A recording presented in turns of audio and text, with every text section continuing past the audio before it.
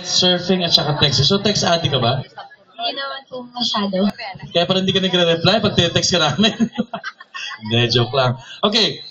So sabi mo sa amin, describe yourself in 3 words. You're simple, you are kind, and you are friendly. Right? So, talking about friendship, talking about friends. Kung hindi man ikaw manalo ngayong gabing ito, sino yung gusto mo? Tsaka bakit? Hindi po ako magbibigay ng specific na sagot. Kasi lahat naman po kami deserving manalo dito sa competition na to.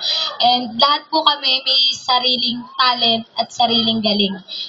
Kung matalo man po ako ngayon na to, magiging inspiration ko po to kung ano yung dapat kong gawin at na mali yung